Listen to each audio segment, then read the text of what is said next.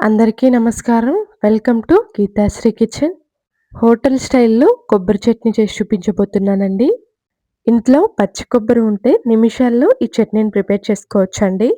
ఎక్కువ టైం కూడా పట్టదు. 5 నిమిషాల్లో ఈజీగా ప్రిపేర్ చేసుకోవచ్చండి. నేను చెప్పిన ప్రాసెస్‌లో చేశారంటే మీకు పక్కాగా హోటల్ స్టైల్‌లో వస్తుందండి. చూస్తుంటేనే తెలిసిపోతుంది కదా! చట్నీ కన్సిస్టెన్సీ ఎంత చక్కగా ఉందో. దీని టేస్ట్ కూడా అంతే బావుంటుందండి. లేట్ చేయకుండా వీడియోలోకెళ్ళిపోదాం. వీడియో చూసే ముందు ఒక లైక్ చేయండి. ముందుగా స్టవ్ ఆన్ చేసి పాన్ పెట్టేసుకొని, అందులోకి టేబుల్ స్పూన్ వరకి ఆయిల్ వేసుకోవాలండి. ఇప్పుడు ఇందులోకి అర టీ స్పూన్ వరకి జీలకర్ర వేసుకోవాలి. అలాగే 2 టేబుల్ స్పూన్ల వరకి పల్లీలు, అలాగే 2 టేబుల్ స్పూన్ల వరకి పుట్నాల పప్పును వేసుకోవాలండి. అలాగే 4 పచ్చిమిర్చిని ఇలా తుంచి వేసుకోవాలి. గుప్పెడు పచ్చి కరివేపాకు రెమ్మల్ని ఫ్రెష్‌గా ఉన్నవి వేసుకోవాలండి. ఈ చట్నీలోకి కరివేపాకు ఫ్లేవర్ కానీ, టేస్ట్ కానీ చాలా బావుంటుందండి. అన్నీ వేసిన తర్వాత స్టవ్‌ని మీడియం ఫ్లేమ్‌లో ఉంచుకొని, ఈ పప్పు మొత్తం చక్కగా వేయించుకోవాలండి. మనం వీటిని ఎంత చక్కగా వేయించుకుంటామో, మనకి చట్నీ టేస్ట్ అనేది అంత బాగా వస్తుందండి. స్టవ్‌ని లో టు మీడియం ఫ్లేమ్‌లో అడ్జస్ట్ చేసుకుంటూ పప్పు అనేది క్రిస్పీగా ఫ్రై అవ్వాలండి. ఇక్కడ నేను చూపిస్తున్నాను చూడండి. కరివేపాకు కూడా ఎలాంటి చెమ్మనేది లేకుండా ఇక్కడ నేను చూపిస్తున్న విధంగా క్రిస్పీగా అవ్వాలండి. ఈ విధంగా ఫ్రై చేసుకొని ఇప్పుడు స్టవ్ ఆఫ్ చేసి వీటిని పక్కన పెట్టేసి చల్లారనివ్వాలి. ఇప్పుడు ఒక మిక్సీ జార్ తీసుకొని అందులోకి ఒక కప్పు వరకి ఫ్రెష్‌గా ఉన్న పచ్చి కొబ్బరిని ఇలా ముక్కలుగా కట్ చేసి వేసుకోవాలండి. అలాగే ఇప్పుడు మనం వేయించి పక్కన పెట్టుకున్నాం కదండీ! వాటిని కూడా ఇందులో వేసుకోవాలి.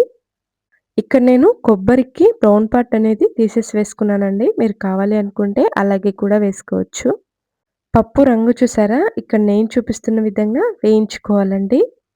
ఇప్పుడు ఇందులోకి 4 వెల్లుల్లి రెబ్బలు వేసుకోవాలండి. మరీ ఎక్కువగా వేసుకోవాల్సిన అవసరం లేదండి. అలాగే మీ దగ్గర ఉంటే చిన్న అల్లం ముక్కను కూడా వేసుకోండి. ఇప్పుడు ఇందులోకి 1 టీ స్పూన్ వరకి సాల్ట్ వేసుకోవాలి. అవసరమైతే కాస్త నీళ్లు వేసి ఇక్కడ నేను చూపిస్తున్న విధంగా మిక్సీ పట్టి తీసుకోవాలండి. ఎక్కువ నీళ్లు వేసామంటే టేస్ట్ అనేది మారిపోతుందండి. కాబట్టి అవసరమైతే ఒక టీ గ్లాస్ వరకి నీళ్లు వేసి ఇలా మెత్తగా మిక్సీ పట్టి తీసుకోవాలి. ఇప్పుడు దీన్ని ఏదైనా ఒక గిన్నెలోకి వేసుకోవాలండి. కన్సిస్టెన్సీ చూడండి ఈ విధంగా ఉంటే సరిపోతుంది. మరీ లూజ్‌గా అవసరం లేదండి. ఇప్పుడు తాలింపు కోసం తడకా పాన్ తీసుకొని అందులోకి కాస్త తాలింపు గింజలు వేసి 2 ఎండుమిరపకాయలను కూడా వేసుకొని చిటపటా అన్న తర్వాత ఇప్పుడు ఇందులోకి కొంచెం కరివేపాకును కూడా ఇలా వేసుకొని చిటపటా అనేంత వరకు ఉంచుకొని ఇందులో వేసుకోవాలండి. మనకి టైం తక్కువగా ఉన్నప్పుడు టేస్టీగా తినాలి అనిపించినప్పుడు ఇలా ట్రై చేయండి. చాలా బావుంటుంది. ఇప్పుడు ఈ తాలింపు మొత్తం చట్నీలో కలిసే విధంగా బాగా కలుపుకోవాలండి. మీరు నార్మల్‌గా చేసే చట్నీ కన్నా ఈ చట్నీ టేస్ట్ సూపర్‌గా ఉంటుందండి. రోజు తినే ఇడ్లీలు అలాగే దోసల కంటే ఎక్కువగా తినేస్తారు.